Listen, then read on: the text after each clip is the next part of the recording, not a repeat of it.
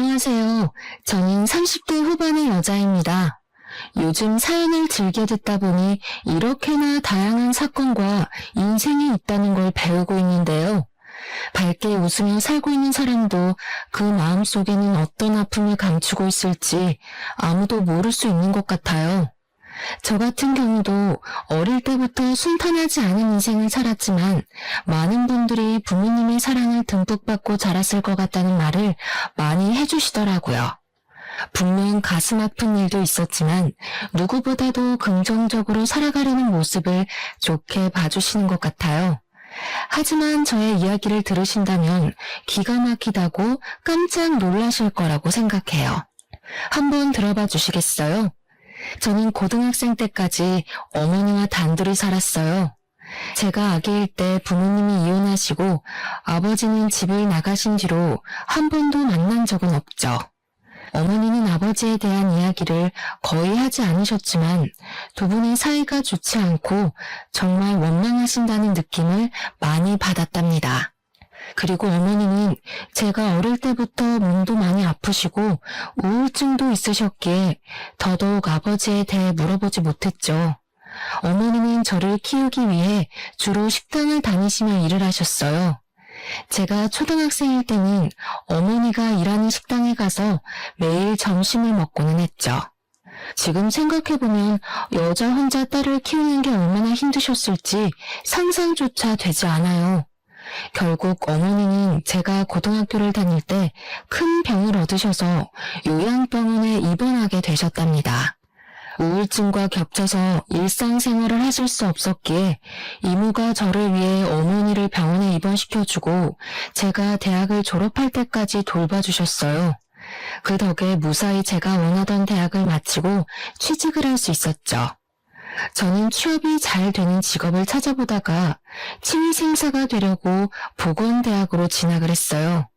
열심히 일하면서 경력을 쌓았고 어느덧 5년차가 되어 규모가 큰 치과로 옮겨가게 되었죠. 건물 전체가 치과여서 의사와 치위생사의 수도 아주 많았답니다. 그곳에서 매일 얼굴을 마주보며 일을 하다 보니 장난도 스스럼 없이 칠 정도로 친해진 의사 선생님도 있었죠. 언제부터인가 자꾸 밥을 사주겠다고 연락이 오길래 나에게 관심이 있나 싶었어요. 저는 생활비를 다 제가 해결해야 했기에 예비 신랑을 사귀는 건 생각도 하지 않았거든요. 요즘 자꾸 살이 빠지는 것 같은데 내가 오늘 고기 사줄까? 퇴근하고 뭐해? 왜 자꾸 밥을 먹자고 하세요? 장난 좀 그만 치세요. 남들이 보면 오해해요. 장난 아닌데. 당연히 관심 있어서 그러는 거지. 오늘 데이트하자. 그렇게 우리는 직원들 몰래 사귀는 사이가 되었답니다. 예비 신랑은 제가 생각했던 것보다 저를 잘 챙겨주고 다정한 사람이었어요. 사귄 지 1년 정도 되었을 때 예비 신랑이 프로포즈를 하는 게 아니겠어요? 사실 정말 기뻤지만 현실을 생각하지 않을 수 없었죠. 제 형편과는 차이가 많이 날 게 뻔했고 예비 신랑 부모님이 당연히 허락 안 할 거라는 걸 알 수 있었기에 전 프로포즈를 거절했어요. 하지만 예비 신랑은 다 알아서 할 테니 걱정 말라면서 저를 집으로 끌고 가다시피 했답니다. 예비 신랑 집은 서울 중심가에 있는 유려한 주택가 집 중에 하나였어요. 저는 이런 곳은 드라마에서나 봤지 직접 오게 될 줄은 상상도 못했거든요. 원룸에 사는 제 처지와 너무 차이가 나서 발이 떨어지지 않더라고요. 그렇게 예비 신랑 어머니를 처음 만나게 되었죠. 중년이라고는 볼 수 없게 날씬하고 피부도 광이 나더라고요. 옷 스타일도 아주 화려하고 관리를 정말 잘하신 것 같았어요. 아버지는 소파에 앉아 저를 바라보고 있었는데 사업을 하셔서 그런지 아주 냉철해 보이시더라고요. 역시나 어머니는 저를 보자마자 반대를 하셨답니다. 같은 병원에서 일한다고요? 듣기로는 어머님과 산다고 그러던데 아버지는 왜 안 계신 건데? 돌아가셨어?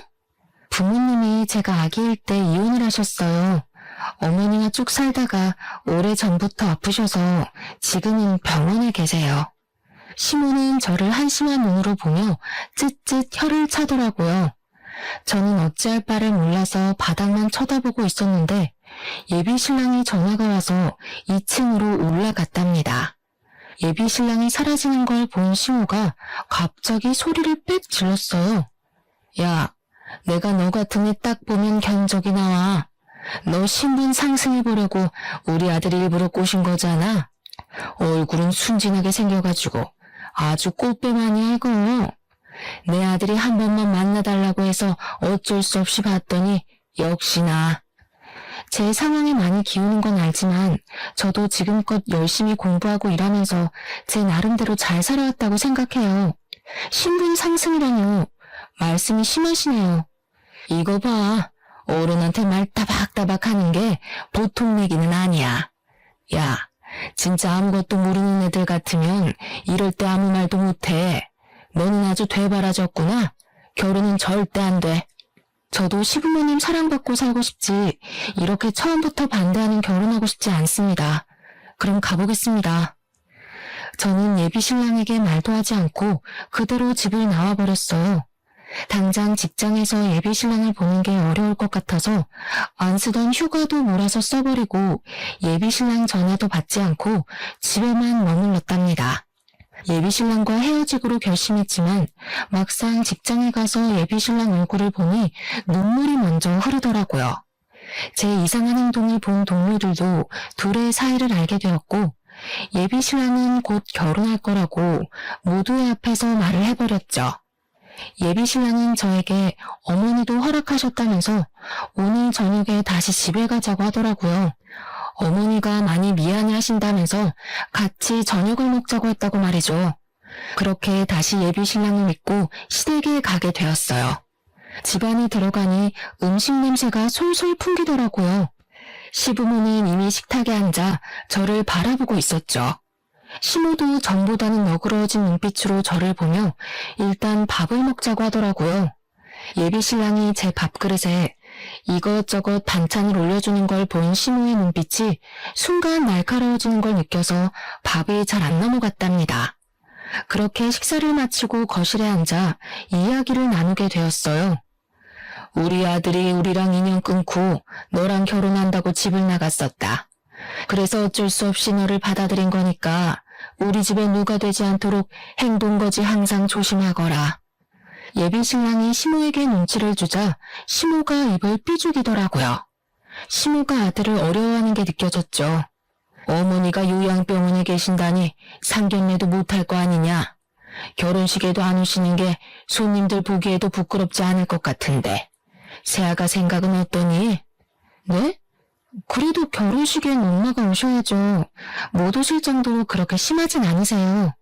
나는 우리 아들 하나뿐이라 미래에 어떤 아가씨가 결혼을 하게 될지 기대를 참 많이 했다. 내 친구들도 다 남부럽지 않게 살아서 혼수를 어느 정도로 해오는지도 대충 알고 있고 너는 혼수를 얼마로 생각하고 있니? 죄송한 얘긴데 월급 받아서 생활하고 엄마 병원비도 내야 하다 보니 제가 모아둔 돈이 별로 없어요. 열심히 모은다고 모은 게 3천만 원 정도예요. 뭐? 3천? 그걸 어디 코에 붙여? 그릇 세트도 못 살 돈으로? 아휴, 이런 애랑 결혼을 시켜야 된다니 친척분들 보기에 창피해서 어쩌면 좋아. 아주 사기 결혼 당했다고 하겠어. 어머니, 그런 식으로 말씀하지 말라고 했죠. 우리 집도 처음부터 돈이 많았던 건 아니잖아요. 계속 이러면 저 결혼하면 어머니하고 연 끊을 수도 있어요. 아니, 너무 차이가 나서 속상해서 그렇지. 그럼 일단 결혼식은 좀 미루고 집에 들어와서 살림도 좀 배우고 집안 가풍도 좀 익히는 건 어떠니? 가정교육은 제대로 받았는지 내가 확인해봐야 할 거 아니니? 앞으로 같이 살면서 나한테 좀 배우고 됐다 싶으면 내가 아주 대단하게 식 올려주마. 그럼 일도 관두라는 말씀이세요? 전 계속 일하고 싶은데요. 그깟게 뭔 대단한 일이라고 계속 한다고 난리야. 결혼하고 싶으면 당장 관둬. 우리 아들 망신시킬 일 있어? 집에 들어와서 제대로 배우기나 해. 저는 그렇게 직장을 관두고 시댁으로 들어가게 되었어요. 이모가 가까이 사셔서 남편과 이모만 한 번 만나고 결혼식을 곧 올릴 거라고만 말해두었죠. 이모가 걱정을 하셔서 엄마에겐 말하지 말고 일단 기다려달라고 부탁을 드렸답니다. 저는 매일 새벽 6시에 일어나서 아침 식사를 준비해야 했는데요. 원래 일하는 분이 계셨는데 제가 들어오고 인수인계식으로 저에게 이것저것 설명을 해주시고는 다음날부터 관두셨더라고요. 저는 졸지에 시댁에 들어온 다음날부터 제가 요리며 청소며 모든 집안일을 다 하게 된 것이죠. 시부와 남편이 출근한 뒤에 시모가 저를 부르더라고요. 그런데 옆에 낯선 여자가 같이 앉아 있었어요. 오늘 아침은 너무 짜더라. 시아버지는 짠 거 싫어하시니까 앞으로 조심하도록 해. 이쪽은 내 비서야. 앞으로 매일 볼 테니까 깍듯하게 잘 모시도록 해. 앞으로 가족같이 잘 지내봐요. 빈손으로 시집 왔다길래 기대했는데 생각보다 얼굴이 너무 별로다. 내가 말했잖아. 너보다도 인물이 한참 떨어진다고. 도대체 우리 아들을 어떻게 구워 삶았는지 원. 둘이 있을 때 써먹는 기술이 있나 보죠 뭐. 보통 저렇게 생긴 애들이 여우들이 많더라고요. 어머니 말씀이 너무 심하시네요. 비서님도 앞으로 자주 뵐 텐데 초면에 하실 말은 아닌 것 같네요. 말 대답하지 말랬지. 아직 식도 안 올렸는데 어머니란 말이 저렇게 잘 나올까. 그리고 혼인신고는 결혼식 한 뒤에 하는 걸로 해. 그게 무슨 말씀이세요? 다음 주에 가서 신고하기로 했는데요. 야, 아직 식도 안 올렸는데 무슨 혼인신고야. 요즘 젊은 애들은 살아보고 몇 년 뒤에 하는 애들도 많다는데 넌 뭐가 그렇게 급하니? 네 남편한테 잘 말해서 당장은 하지 마. 알아들어? 너 나 몰래 하고 오기만 해. 비서라는 여자는 저를 처음 볼 때부터 자기 아랫사람 부리듯이 대하더라고요. 전업주부인 시모가 왜 비서가 필요한지는 몰라도 딱히 하는 일도 없어 보였어요. 매일 오는 것도 아니고 일주일에 3일 정도 낮에만 오는데 보통 수다를 떨다가 가거나 같이 백화점에 가는 것 같더라고요. 저에게 청소하라고 시키고는 둘이 거실에서 차를 마시면서 얼마나 친근하게 얘기를 나누는지 누가 보면 비서가 며느리나 딸인 줄 알 것 같을 정도였죠. 오늘은 계절 바뀌기 전에 커튼 싹 다 떼서 빨아라. 창고방 가면 새 커튼이 있어. 그것도 먼지 싹 털어서 달아놓고. 천장이 너무 높아서 제가 바꿔 달긴 힘들 것 같은데 주말에 재우 씨랑 같이 하면 안 될까요? 뭐? 니까짓게 우리 아들이랑 결혼했다고 같은 급인 것 같아? 감히 의사한테 그딴 일을 시켜? 내가 너랑 커튼 빨라고 우리 아들 의사 만든지 알아? 당장 다 떼. 창고에 사다리 있잖아. 키가 평균보다 작아서 사다리 올라가도 손이 닿을까 몰라? 남들 클 때 뭐 했어? 거기서 그렇게 가정부 보듯이 보고 있지 말고 그럼 키 큰 비서분께서 좀 도와서 같이 해주면 되겠네요. 내가 왜요? 사모님이 나한테 시킨 일이 아니잖아요. 그쪽이 나한테 이래라 저래라 해도 되는 처지가 아니에요. 어쩜 그렇게 눈치가 없을까? 저는 둘 사이에서 치이다가 결국 혼자 커튼을 달기로 했는데요. 그 후 저는 정신을 잃었답니다. 사다리가 흔들려서 제가 떨어져 버렸거든요. 정신을 차려보니 거실 바닥에 대자로 뻗어 있더라고요. 시모와 비서가 저를 무슨 동물원의 원숭이 보듯이 내려다보고 있었어요. 저는 뒤통수를 대리석 바닥에 그대로 박았기 때문에 머리도 너무 아팠지만 그보다도 발목이 접질렸는지 조금만 움직여도 악소리가 나오더라고요. 무슨 애가 이렇게 조심성이 없어? 이걸 어떡하면 좋아? 우리 아들 보면 한 소리 할 텐데. 움직일 수 있겠어? 일단 병원으로 데려가야 할 것 같은데요. 비서가 제 겨드랑이를 잡고 들어올리려고 하길래 저는 비서의 손을 탁 쳐버렸어요. 비서가 놀라서 저를 바라보더라고요. 나 아까 그쪽이 사다리 일부러 다리로 민 거 다 봤어요. 내가 못 봤을까봐 발뺌하는 거예요? 일부러라니? 그 옆으로 걸어가다가 실수로 걸린 거 가지고 생사람을 잡네? 내가 그쪽보다 나이가 어리다고 해도 왜 반말을 해요? 그쪽은 비서고 난 엄연히 이 집 며느리인데요. 나 건드리지 말아요. 어차피 남편 올 시간 다 됐으니까 이렇게 기다릴 거니까요. 시모와 비서가 대꾸도 못하고 황당한 표정으로 저를 바라보더라고요. 그동안 둘이서 저를 보며 비웃고 수군대는 걸 수없이 봤지만 어차피 물어봐도 아니라고 할 게 뻔해서 가만히 있었답니다. 하지만 이번엔 일부러 저를 다치게까지 하니까 너무 화가 나더라고요. 시모는 남편이 오기 전에 어떻게든 저를 구워 삶아보려고 했지만 저는 눈을 감고 누워서 듣는 척도 하지 않았어요. 30분 정도 지나고 남편이 왔고 제가 사다리에서 떨어졌다고 하니 놀라서 병원으로 데려갔죠. 비서 얘기를 하려고 하니 이미 가버리고 없더라고요. 그 후로 한동안은 시모와 비서가 대놓고 저의 흠을 잡는 일은 하지 않았지만 끊임없이 일을 시켰죠. 야, 여기 장식장 위에는 걸레질 안 해? 이거 뭔지 좀 봐. 네 눈높이만 생각하지 말고 남들이 보는데도 해야 될 거 아니야. 거기 이틀에 한 번씩 잘 닦고 있는데요. 먼지가 어디 있다고 그러세요? 내가 말대꾸 하지 말라고 했지. 너는 내가 웃음니? 잔말 말고 마른 걸레로 가구들 한 번씩 다시 닦아. 저 매일 하루 3번 밥 차리고 오늘은 오전 내내 청소했어요. 아까 다 닦았어요. 너 붕어 새끼야? 말 대답하지 말라는 거 그새 까먹었어? 다시 닦아. 그리고 내 침대 시트에 주스를 흘렸으니까 싹 빨고 하는 김에 매트리스도 좀 들어서 물걸레질 좀 해놓고. 알아들었어? 시댁에 들어오면서 다 잘해낸 다음 시부모에게 인정받고 싶다는 마음이 컸기에 시키는 건 군말 없이 하려고 노력했죠. 저녁에 남편이 오면 같이 대화를 하거나 소소하게 데이트를 할 시간도 전혀 없었어요. 남편도 남편대로 일하고 와서 힘들어서 혼자 쉬고 싶어 했고 저도 밤에는 물에 젖은 솜처럼 몸이 늘어져서 바로 혼자 잠들어 버리는 일상이 계속되었어요. 나 하루 종일 일하느라 너무 힘들어요. 치과에서 일하는 것보다 몸이 얼마나 힘든지 몰라요. 집에서 있으면서 뭘 얼마나 일을 한다고 맨날 징징대. 그럼 이 정도 각오도 없이 집에 들어왔어? 무슨 말을 그렇게 해요? 당신이 내가 하루 종일 어떻게 하나 옆에서 한번 봐야 돼요. 요즘 왜 이렇게 차갑게 대해요?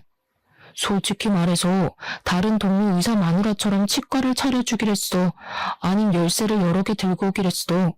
어떻게 다 가지려고 해? 앞으로 나한테 이런 말 좀 하지 마. 피곤해. 저는 이 집에서 믿을 사람인 남편밖에 없으니 어리광도 부리고 싶고 시모에게 적당히 하라고 말 좀 해줬으면 했지만 남편도 제 편은 아니더라고요. 직장 동료들이나 친구들도 제가 마치 신데렐라라도 된 듯이 그저 시집 잘 가서 걱정 없이 산다고 생각하는 것 같았죠. 저는 하루하루 지옥처럼 힘든데 누구에게도 저의 마음을 이야기하지 못한 채 지냈답니다. 남편조차 저에게 차가워지니 이 집에서 하루 종일 뭘 하고 있는 건지 회의감이 들었죠. 남편과 관계가 소홀해진 걸 눈치챈 시모는 저를 남편 앞에서도 대놓고 푸대접을 하더라고요. 언제부턴가 몸이 너무 처지고 졸려서 침대에서 일어날 수가 없을 정도로 컨디션이 좋지 않았어요. 새벽 6시에 일어나지 못해서 시모에게 하루 종일 시달린 것도 여러 번이었죠. 아무래도 몸이 심상치가 않아 곰곰이 생각해보다가 임신 테스트기를 사서 해봤답니다. 놀랍게도 2줄이 나왔죠. 저는 저녁에 남편이 올 때까지 기다렸다가 오자마자 남편에게 보여줬어요. 남편이 한바구음을 지으면서 아주 좋아하더라고요. 저는 일단 더 확실해지면 이야기를 드리자고 했지만 남편은 당장 거실로 내려가서 시부모에게도 말을 전했죠. 항상 별다른 말을 하지 않았던 시부가 처음으로 고생했다고 한마디를 해주더라고요. 거기에 비해 시모는 아주 떨떠름한 표정을 감추지 않더라고요. 이제 아기도 태어날 거니까 시간 내서 얼른 혼인신고하자. 매일 집에 있으면서 뭐가 그렇게 바쁘다고 혼인신고를 미뤄? 아직 산부인과도 안 가봤는데 왜 이리 난리야? 요즘엔 혼인신고도 다 천천히 한다더라. 뭘 그렇게 서두르니? 몸 무거워지기 전에 하는 게 낫죠. 설마 어머니가 혼인신고하지 말라고 한 건 아니죠? 어머, 얘는 무슨 소리야? 나도 몇 번이나 언제 할 거냐고 새아가한테 물어봤었어. 그치? 저는 남편만 옆에 있으면 상냥해지는 시무를 보면서 사실을 말할까 했지만 더 분란을 만들고 싶지 않아 그냥 입을 닫고 있었죠. 시부가 신고하라고 한마디를 하고 방으로 가버리니까 시무가 입을 삐죽 내밀더라고요. 그렇게 정식으로 혼인신고를 마쳤고 아기도 생기니 드디어 이 집안의 가족으로 인정받은 기분이 들더라고요.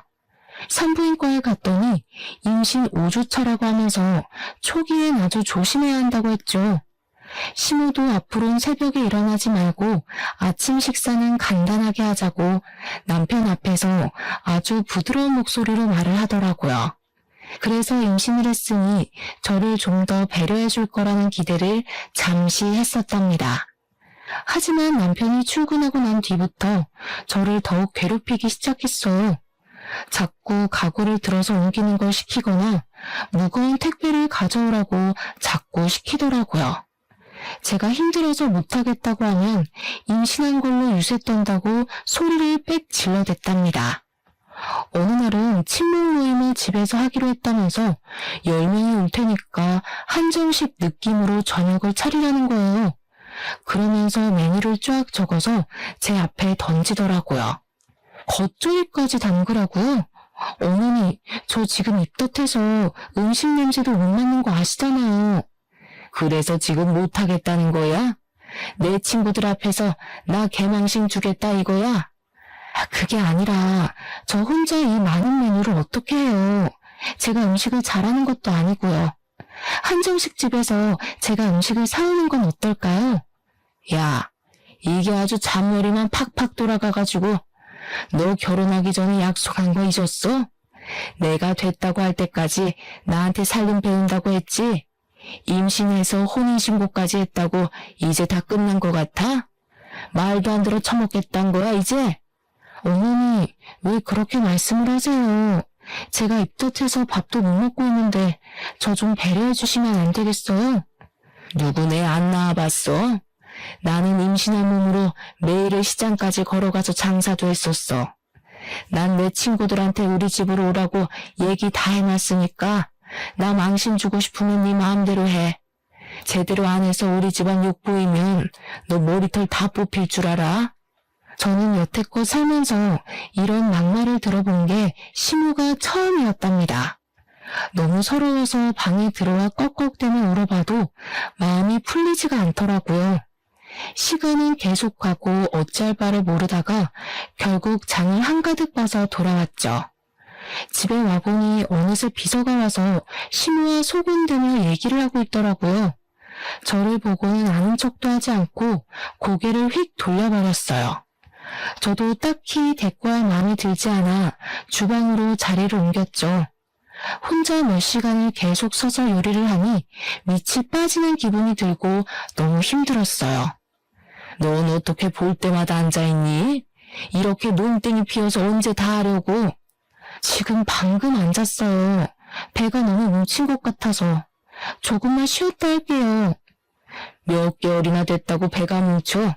누가 보면 아주 만삭인 줄 알겠네. 당장 못 일어나? 저는 될 수 있으면 쪼그렸다 앉기를 하지 않으려고 노력했지만 마음대로 되지 않더라고요. 대야에 겉절이를 담그다 보니 자꾸 앉았다 섰다를 반복하게 되었죠. 저녁 시간은 다가오고 몸은 점점 땅으로 꺼지는 것 같고 머리는 뜸해지기 시작했어요. 어느 순간 저도 모르게 주저앉아 버렸는데 배가 너무너무 아프고 식은땀이 나기 시작했어요. 어느 순간 저도 모르게 주저앉아 버렸는데 배가 너무너무 아프고 식은땀이 나기 시작했어요. 저는 마지막 힘을 쥐어짜서 방으로 천천히 걸어갔답니다. 뒤에서 시모가 뭐라고 소리를 질렀지만 귀에 들어오지도 않았죠. 방문을 걸어 잠그고 침대에 가서 그대로 엎어졌어요. 배의 통증이 좀 가라앉고 나자 상황 파악이 되더라고요. 저는 얼른 남편에게 전화해서 하혈을 하고 있다고 집으로 빨리 오라고 했죠. 얼마 지나지 않아 남편이 와서 저를 둘러엎고 병원으로 향했어요. 나가면서 시무를 스쳐갔는데 얼굴이 하얗게 돼서 저를 보고 있더라고요. 믿을 수 없게도 저는 소중한 생명을 떠나보내게 되었어요. 며칠 전까지만 해도 심장이 건강하게 뛴다는 걸 보고 왔었는데 말이죠. 의사도 최근에 무리한 적이 있냐고 물어보더라고요. 저는 시무의 꼭두각시처럼 시키는 일을 억지로 해왔던 제 자신이 너무 밉고 한심해서 눈물이 나왔어요. 나에게 찾아온 생명을 지키지 못했다는 죄책감에 눈물이 하염없이 흘렀답니다. 그만 울어. 괜찮아. 초기엔 그럴 수 있어. 아직 젊으니까 금방 다시 아기 가질 수 있어. 내가 아기만 생각했어야 되는데 다 내 잘못이에요. 우리 아기 불쌍해서 어떡해. 지금은 얼른 몸 회복하는 데만 신경 써. 이제 그만 울고 좀 쉬어. 저는 수술을 받고 며칠간 입원을 해야 했어요.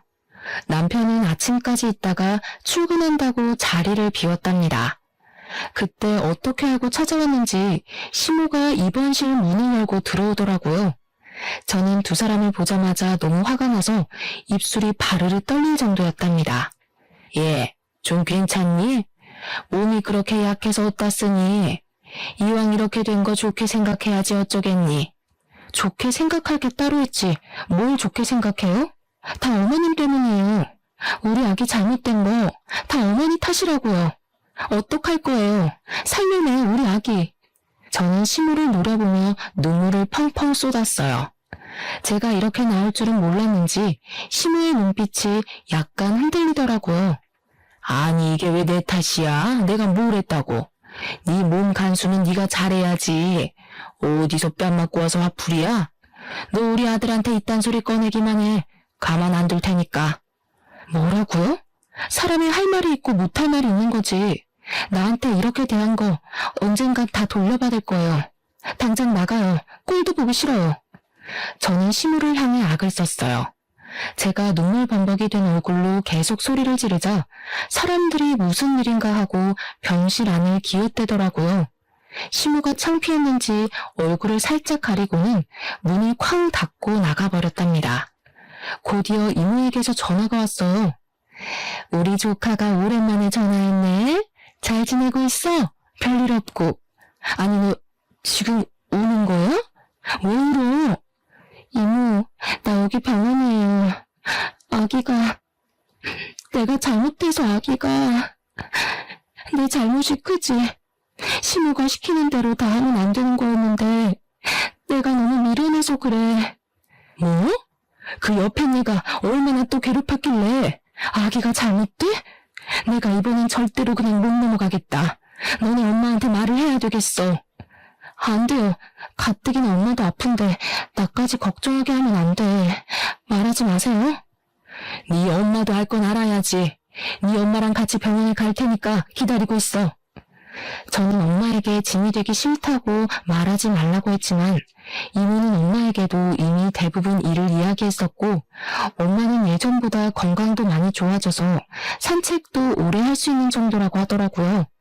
그러고는 정말 다음날 엄마와 이모가 병원으로 찾아오셨어요. 아이고 이거사, 힘들면 엄마한테 말을 해야지 바보같이 왜 혼자 참고 있어. 얘가 어릴 때부터 힘든 거 내색 안 하고 혼자 끙끙 앓았잖아. 언니 걱정한다고. 아무리 처지가 기운 혼인이라고 해도 씩도 못 올리게 하고 며느리 취급도 안 하고 도대체 어떤 여편인가 면상 좀 보자. 그래, 바보처럼 울고만 있지 말고 당장 연락해. 네 시모랑 내가 오늘 단판을 지을 거니까 당장 오라고 해. 남의 귀한 딸한테 도대체 무슨 짓을 한 거야 이 망할 여편 내가. 그때 마침 마치 짠 것처럼 시모가 문을 확 열어젖히고 들어오더라고요. 비서도 뒤따라 들어왔는데 딱 보니 어제 일로 저에게 화풀이를 하려고 온 것 같았답니다. 시모가 저를 노려보며 침대로 다가오다가 친정어머니와 눈이 딱 마주쳤어요. 순간 정적이 일더니 두 사람이 가만히 서로를 바라봤죠. 아니 너는 이 여자가 네 시모란 말이야? 친정 엄마라고? 이 여자가? 이 여자? 너 그년 맞지?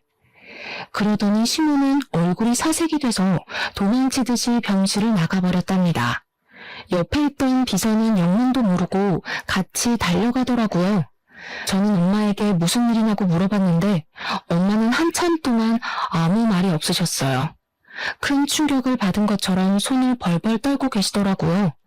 그러고는 힘겨운 목소리로 당장 이혼하라고 딱 한 말씀만 하셨답니다. 저는 그 후로 이틀을 더 입원했다가 시댁으로 가지 않고 이모댁에서 지냈어요. 남편에겐 시모 때문에 집에 가고 싶지 않다고 좀 더 쉬고 들어간다고 했죠. 열흘 정도 후에 시댁으로 돌아갔답니다.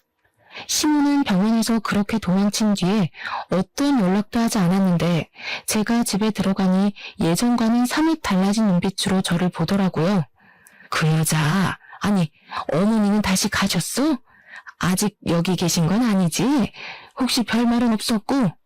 저는 대꾸도 하지 않고 방에 올라가서 남편과 시부가 올 때까지 기다렸답니다.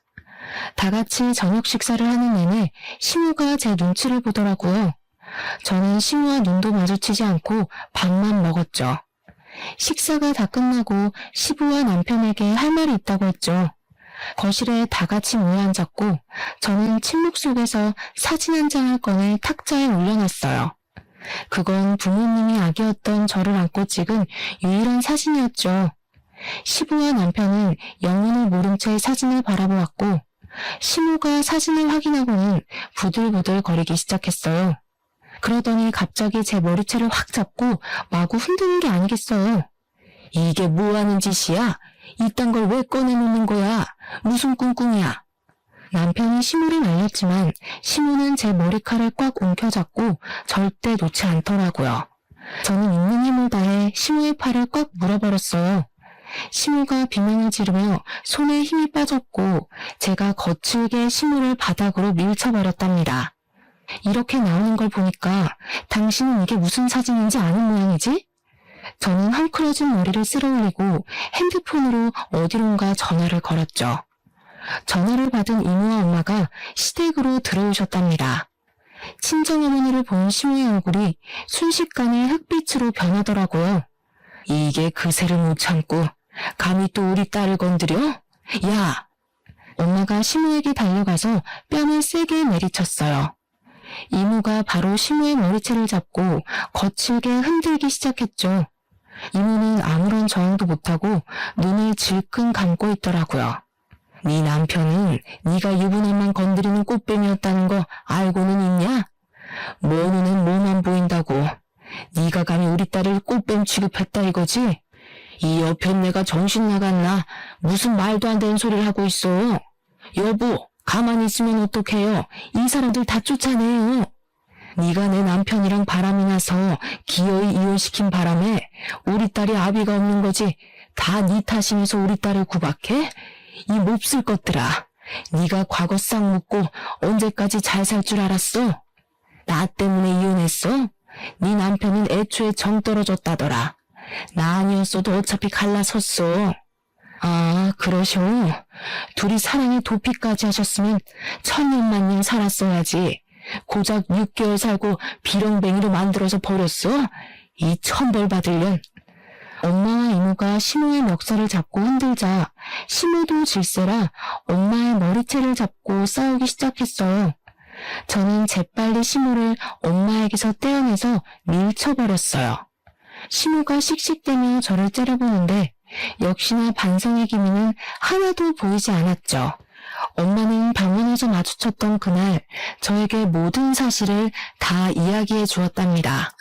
네가 2살 되던 해에 네 아버지가 그 여자랑 바람이 났다. 그년한테 눈이 돌아서 둘이 산다고 아주 나를 헌신적 취급을 하더라.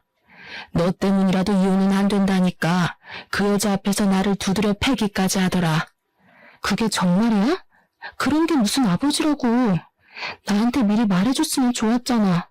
어떻게 혼자 가슴에 묻고 살았어?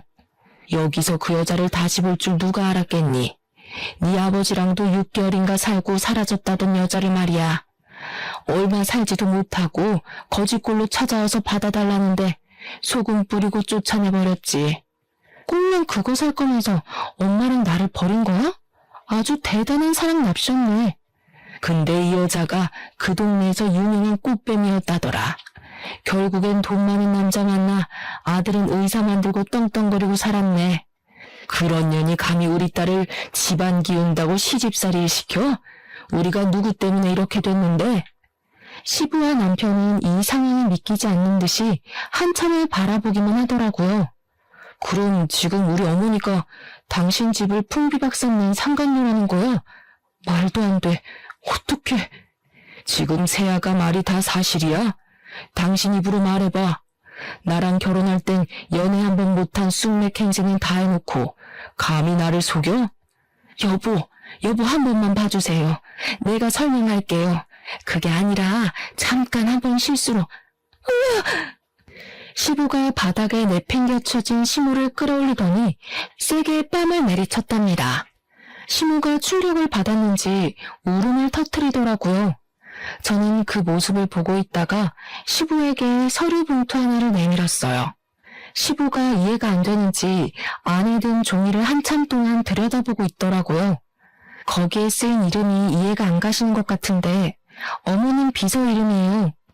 그러니까 그 비서랑 어머님이 친자 확률 99.99%란 얘기죠. 제 설명을 들은 시모가 두 손으로 귀를 막으며 악 소리를 지르더라고요. 예전부터 제가 비서와 시모를 보고 있다 보면 서로 너무 친밀한 것 같은 기분이 들었어요. 말로는 설명할 수 없었지만 진짜 사이좋은 모녀 같은 느낌이 들고 얼굴도 닮은 것 같다는 생각이 들었답니다. 심증만 가는 상황이었는데 어느 날 외출했다가 집에 들어오다가 둘이 대화하는 걸 우연히 듣게 되었어요. 엄마, 진짜 혼인신고하고 애까지 낳으면 어떻게 되는 거야? 절대 안 되지. 혼인신고해봤자 이혼시키면 되는 건데 애는 왜 들어서가지고. 저를 못마땅해 하는 건 알았지만 아기까지 미워한다니 너무 속상했었죠. 엄마라고 부른 게 확실히 이상해서 바로 유전자 검사를 몰래 해본 것이었어요. 저는 비서를 먼저 만나 유전자 검사지를 보여주고 사실을 다 말하라고 요구했어요. 그래요. 우리 엄마 맞아요. 우리 아버지가 누군지는 나도 몰라요. 어릴 때부터 그냥 외할머니랑 살았고 엄마가 당신 시아버지 몰래 계속 돈을 대주면서 살았어요. 따지고 보면 나도 피해자라고. 그래도 우리 엄마 그렇게 나쁜 사람 아니라고. 원래는 시부의 비서로 회사에 입사시키려고 했는데 워낙 머리가 안 좋아서 면접에서 자꾸 떨어지는 바람에 물거품이 되었다네요. 그래서 시무의 비서로 채용해서 월급이라는 명목으로 매달 넉넉하게 용돈을 줘가며 숨겨서 키우고 있던 것이었죠. 나는 숨기는 거 없이 다 말해줬으니까 제발 그쪽 시아버지한테는 말하지 말아줘요. 그러면 엄마도 나도 끝장이에요. 그쪽은 아직 잘 모르겠지만 얼마나 무서운 사람인데요. 화나면 진짜 인정사정 없다고요.